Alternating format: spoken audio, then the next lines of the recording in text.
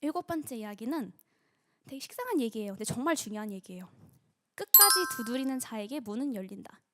그리고 문이 정말 안 열리면 얼굴에 철판을 깔고 도움을 요청하는 거예요. 이 이야기는 이제 제가 또 한때, 지금은 이제 뭐 스타트업 테크 회사에서 일을 하고 있지만 한때 제가 경제학을 전공해서 금융권에 되게 약간 들어가고 싶었던 적이 있었어요. 그래서 세계 3대 자산운용사에서 홍콩 오피스 이제 졸업생 프로그램이 있는데 전 세계에서 딱 2명을 뽑는데요. 생각을 해보세요. 원서를 얼마나 많은 원서를 받겠어요, 그들이. 뭐 한 만 개에서 한 수십만 개 받겠죠? 생각을 했죠. 전 세계에서 정말 많은 친구들이 지원할 텐데 어떻게 그들이 내 이력서를 보게 할 수 있을까? 그냥 웹사이트에서 지원하면 안 볼 것 같았어요. 그리고 실제로도 이런 외국계 금융권 회사 같은 경우는 이렇게 일일이 다 보지 못해요. 너무 많이 받기 때문에. 그래서 일반적으로 내부 직원들의 추천을 통해서 가는 경우가 많거든요. 서류 전형 같은 경우는. 근데 저는 그쪽에 아는 사람이 한 명도 없었어요.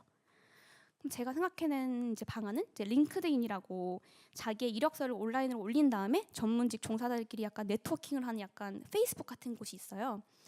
그래서 거기서 이 자산운용사 홍콩 오피스 직원 20명을 찾아냈어요. 제가 찾아내서 무작정 메시지를 보냈어요. 안녕하세요. 전 이번에 미국에서 졸업을 하고 이제 들어가는 경제학 전공한 김윤정이라고 합니다. 제가 귀사의 이러이러한 프로그램에 관심이 있어서 지원을 하려고 하는데 제 이력서를 한번 봐주시고 제가 좀 괜찮은 친구라 생각이 드시면 인사부에 제 이력서를 한번 전달을 부탁드리겠습니다. 그 20명이 다 답이 오진 않았어요. 근데 20명 중에 한 반 정도는 답이 왔던 것 같아요. 이렇게 나한테 먼저 연락을 해줘서 고맙다. 내가 검토 후에 전달하도록 하겠다. 그래서 메시지를 읽었던 직원분들께서 되게 많은 분들께서 인사 담당자에게 거의 같은 동시간에 다 이메일을 전송을 한 거예요. 그러니까 인사 담당자 친구 놀란 거죠. 아니 이 친구가 누군데 갑자기 수십 통이 날라오냐? 이 이력서는 뭐냐? 그러니까 들리는 나중에 이렇게 우스갯소리로 말씀하시더라고. 회장님 딸인 줄 알았다고. 그래서 담당자 검토 후에 다행히 서류 심사를 합격하게 되었어요. 그리고 이제 한 두세 번의 전화 인터뷰와 이제 뭐 스카이프 인터뷰를 통한 다음에 최종 라운드를 항상 그 홍콩 오피스에 가는 거였어요. 항상 이런 외국계 금융권 회사는 최종 라운드는 그 회사에 가야 돼요. 직접 얼굴을 보고 면접을 보는데 하루 종일 정말 오전부터 저녁까지 진행되는 그런 피말리는 라운드예요. 아침 9시부터 저녁 6시까지 진행되는 서바이벌식이죠. 최종 라운드에 12명이 이제 초대되게 됐어요. 그래서 그 친구들은 비행기와 호텔이 제공이 되고 저도 이제 비행기를 타고 날아갔죠. 12명 중에서 6명이 학부 졸업생이었고 6명이 석사 졸업생이었어요. 그래서 저는 이랬죠. 나는 학부 졸업생인데 석사 졸업생하고 같이 경주하면 내가 불리한 거 아니야? 이랬죠. 근데 결국엔 제가 최종 4명까지 이제 올라가게 됐어요.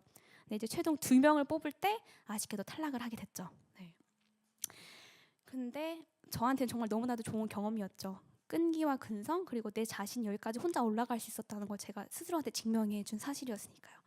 그리고 살다 보면 이런 친구들 되게 많이 만나요. 외국에서 지내는 친구들은 기본적으로 진짜 강한 멘탈과 자립심이 갖춰진 상태에서 온 친구들이 많으니까. 또 한 홍콩 친구 이야기는 제가 홍콩에서 만난 친구인데 프랑스 사람이에요. 프랑스 친구인데 해외에서 한번 이렇게 일을 해보고 싶더래요. 프랑스가 너무 좁더래요, 자기한테는. 그래서 그 도착지로 홍콩을 골랐고 그냥 아무 준비가 안 된 상태에서 그냥 바로 다음 날에 비행기랑 호텔 2주치를 끊고 온 거예요. 홍콩에 도착을 해서 컴퓨터를 켜고 호텔 방에서 침대에 앉아가지고 저랑 똑같은 걸 한 거예요. 이 웹사이트에 들어가서 자기가 관심 있는 분야, 회사에 일하는 분들한테 무작정 메시지 보냈어요.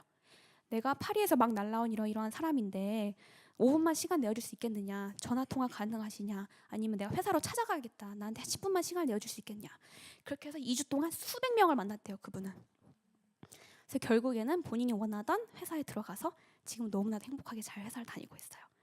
근데 이렇게 해외 생활을 하다 보면 정말 이렇게 오기와 끈기가 넘치는 친구들 되게 많이 봐요. 오히려 동기부여도 저도 되게 많이 받고 자극도 많이 받고. 네. 그래서 여기서 들려드리고 싶었던 메시지는 끈기와 근성을 가진 아이를 키워주세요. 입니다.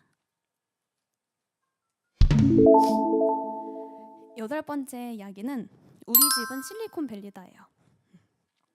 이제 저희 3남매가 저희 어머니와 아버지와 이렇게 대화하는 주제가 조금씩 달라요. 특히 저는 그런데 저희 어머니와는 약간 일상의 소소한 주제들, 대화들. 예를 들어서 엄마 나 오늘 여기 가서 뭐 이렇게 먹었는데 진짜 맛있다. 또는 엄마 나 오늘 누굴 만났는데 되게 재밌는 이야기를 많이 했어. 일상이 되게 소소한 대화들을 하는데 저희 아버지와는 약간 좀 달라요. 각도가. 소소한 약간 이야기도 하지만 항상 새로운 아이디어에서 사업 구상을 해요. 아버지랑은. 네. 아버지가 항상 뭔가 새로운 걸 들고 오세요. 그러니까 저도 들고 올 때가 있고 그럼 서로 아빠 아이디어에서 먼저 한번 말해봐. 제가 그거에 대해 피드백을 줘요. 그럼 아빠 내 이야기 한번 들어봐. 이거 어때? 서로 이렇게 막 주고받는 거죠. 그다음에 이제 시간 가는 줄 모르고 토론을 하게 되는 거예요. 이제 아버지한테 그런 영향을 받다 보니까 또 이제 회사에 가서 또 그런 모습이 나오는 거죠. 근데 제가 또 이제 테크 회사를 다니다 보니까 되게 약간 창업가 마인드를 가지고 있는 친구들이 되게 많아요. 점심 때마다 저희가 하는 게 직원 동료 또래들끼리 모여서 우리 다음 사업을 구상해 보자. 다 같이.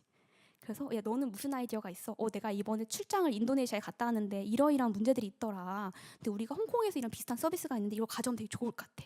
이런 식으로 저희가 되게 얘기를 자주 해요. 재밌게. 그래서 실제로 제가 한때 홍콩에서 회사를 다닐 때 한때 창업 준비를 했었어요. 회사 끝나고 이제 저녁 7시부터 창업 준비를 하는 거죠. 그것도 같이 회사 동료 친구랑 마음이 맞는 친구랑 그래서 열심히 시장 조사를 또 다녔었어요. 우리나라의 그 원데이 클래스라고 있잖아요. 뭐 이제 직장인분들이나 이제 학부모님들 이제 뭐 주중이나 주말에 이제 뭐 쿠킹 클래스라던가 뭐 드로잉 클래스라던가. 근데 홍콩에도 그 시장이 되게 커요. 왜냐 홍콩 같은 경우는 그러니까 20대 초중반 친구들이 외국에서 한 2, 3년 동안 날라와서 일을 하고 다시 돌아가는 그런 약간 왔다 가는 그런 스쳐 지나가는 그런 장소거든요. 홍콩 같은 경우가. 그러다 보니까 저같이 정말 친인척 하나 없는 곳에 가서 친구를 만든 친구들이 많다 보니까 되게 심심해하는 친구가 많아요. 주말에. 그것도 뭔가 배우고자 하는 욕망이 큰 친구들이 오기 때문에 뭔가를 배우고 싶어요. 항상 새로운 거를. 직장 그 시간 외에 근무 시간 외에. 그래서 그 시장이 매우 커서 원데이 클래스가 없는 거예요. 그 시장이 그러니까 그 플랫폼이.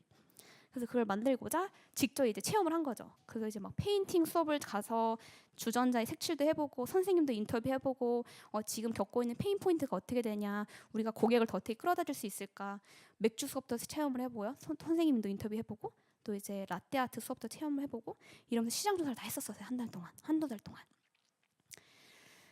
결국 이제 이거는 살짝 접게 됐죠. 제가 이제 싱가포르 본사를 이동을 하면서 접게 되었지만 저는 이제 언젠가는 제 사업을 하지 않을까 꿈꾸는 중입니다. 네.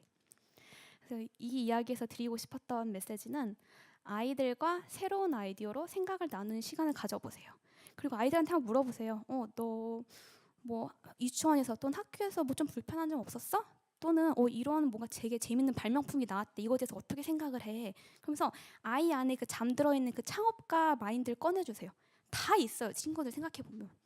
제 회사 동료들도 이야기해 보면 전혀 그렇게 안 생긴 친구들, 그냥 하루 종일 컴퓨터 앞에만 앉아 있는 친구들도 되게 다양한 생각이 많더라고요. 그래서 생활 속에서 느꼈던 불편한 점들, 그동안 당연하게 받아들였던 것들을 어떻게 더 발전시킬 수 있을지 부모님 한번 같이 고민해 주세요.